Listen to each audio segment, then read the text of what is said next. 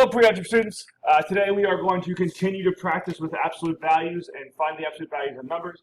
The first thing is that I want you to remember is that the absolute value is going to be the distance that a number is from 0, right? And because it is a distance, it means that it's always going to be a positive number, right? So when we find the absolute value, we should never put a negative number. It's okay to have an absolute value inside. So for this first example, we have the negative absolute value of 267. Well, all that happens here, since it's a negative number, it is simply going to become positive, right? Because negative 267 is 267 units away from 0. Now, the absolute value of 0, right? If we look at a number line, here's 0. Well, it is going to be 0 units from 0.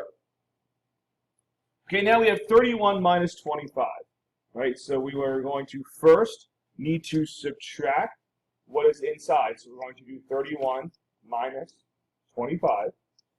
We can't do 1 minus 5, so we have to borrow. We're going to borrow from the 2, make this an 11, and now we can do 11 minus 5, which gives us 6. And then 2 minus 2 gives us 0. So this is going to turn into the absolute value of 6, which is simply going to be 6. For the next example, we have the absolute value of 32 times negative 6. So we're going to do 32 times 6, right? So we have a positive times a negative, which means that our answer is going to be negative. So right after that, we can put absolute value of negative something. Okay, now we're going to do 6 times 2, which gives us 12. Carry the 1. 6 times 3 is 18, plus this 1 gives me 192. So it's going to be the absolute value of negative 192. And the answer is going to be positive 192, because that's how far it is from 0.